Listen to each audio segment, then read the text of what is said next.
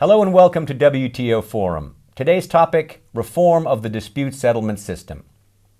Since its inception in 1995, the WTO's dispute settlement system has been acclaimed as one of the most effective means of international dispute resolution ever created. Now, 10 years on, WTO member governments and legal scholars take the view that reforms are required if the system is to better meet the needs of those who use it. With us today, two distinguished experts on WTO law, John Jackson, professor of law at Georgetown University, and Bill Davey, law professor at the University of Illinois. Professor Jackson, are reforms required today?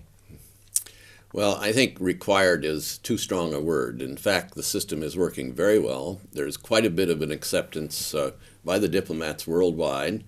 In a particular study of the institutional system called the Sutherland Report, there was a consideration of these ideas.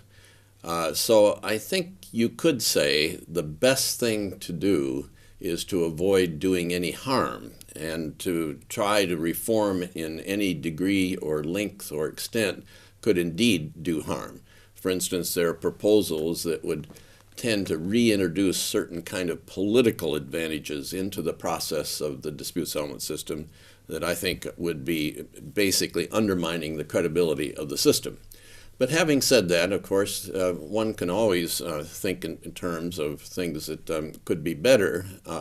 One of the aspects that I personally think could be much better is basically the ability to have open hearings, for instance, at the first level panel, the transparency question.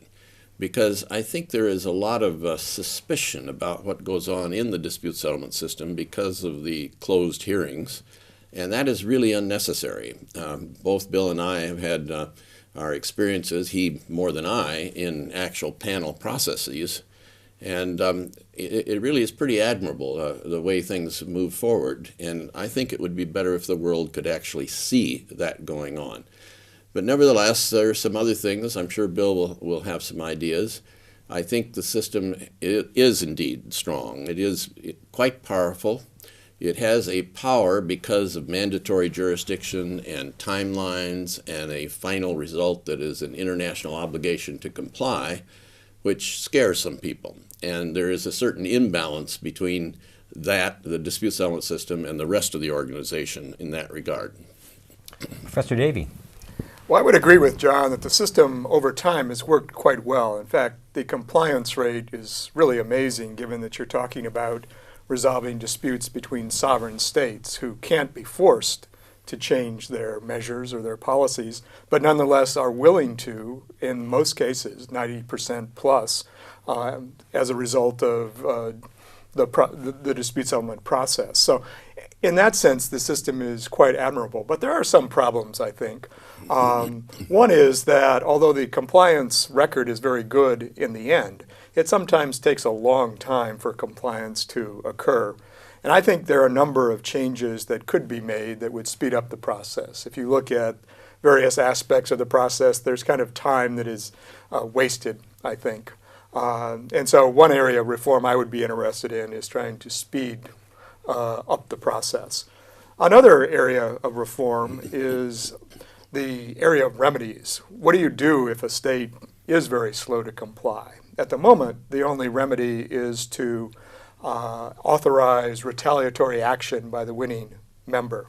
The problem is that's of interest to the U.S. and the EC, who are very powerful members, but not often for the rest of the membership. And as a result, there's a bit of imbalance. And I think consideration ought to be given to providing monetary compensation, perhaps, to developing countries, for example, who can't otherwise really avail themselves of the retaliation remedy. Those are kind of somewhat technical proposals, though. I agree also with John on the transparency issue. Transparency could be enhanced, and there's nothing for the system to hide, and I think it removes an argument that is sometimes made against the system at no cost to the system at all. So my final assessment basically is the system operates quite well, but it could improve its timeliness and probably improve its remedies. Professor Jackson, does it need to be speeded up, this process? Well, it would help to be speeded up. One of the things that's quite interesting is how fast it is. Compared, for instance, to many national court systems, this is really a very speedy process. In fact, there is some argument that it's a little too speedy because that can undermine some of the quality of the operation. After all, it takes a great deal of work for the panelists and then the appellate body to work through the really intricate fact situations and concept situations and so on. Let me just add one little thing about Bill. Bill and I don't disagree too much, but I probably disagree with him on this question of monetary compensation, because what really bothers me about that idea is that it could work to the benefit of the rich countries to buy out of their obligation. Mm-hmm. And then not only is it the disputing party that is going to be harmed by the lack of compliance, but it's the whole rest of all the other partners and the participants, the market participants, and so on. So I think we really should focus on compliance, on getting the wrong changed, and not go the route of a monetary compensation. Do you share that view? There is a chance that the rich countries could indeed buy their way out of their obligations. That's a potential problem. But you have to remember, in the first instance, they're not complying.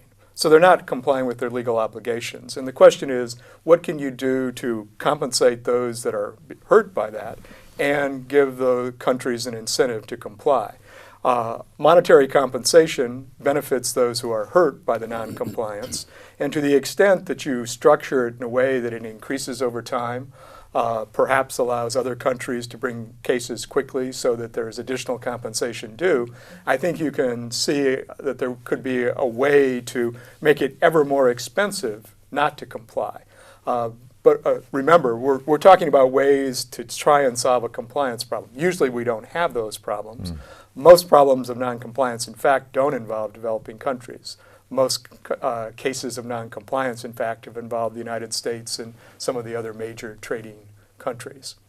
Absent a monetary penalty, what sorts of means are available to encourage compliance? Well, we do have a fair amount of very interesting new measures in the current version of the treaty, the Dispute Settlement Understanding, as compared to the GATT, for instance. And these are provisions that allow governments to take so-called compensatory measures, that is, to suspend certain advantages of low tariffs or other things to the culprit country during a temporary period of time. This is not supposed to relieve the wrongdoer, so to speak, of their obligation to perform according to compliance. But during the temporary time when they're not doing that, then it's wise to have various devices, if possible, to encourage them.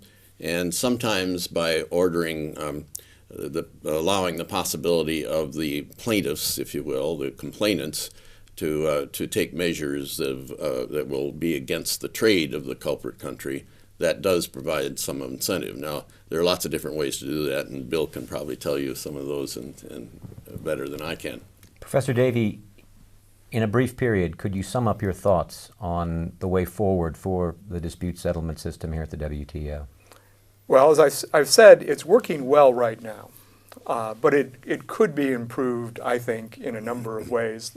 The principal ways of improvement are transparency, as we've both mentioned, speeding up the process, but doing it in a way that doesn't threaten the quality of decisions. You can save time in non-decision-making periods, and improving compliance through, I think, expanding the range of remedies. Developing countries at the moment can't retaliate effectively. There needs to be some alternative that benefits them. Professor Jackson, the last word for you. Well, Bill Davey has said it very well, and my own feeling is that this measure, this type of device, what we would call a juridical institution, is extraordinarily important. It's important to traders in the world, to merchants. The predictability and security, which is the language of the DSU, is extremely important economically.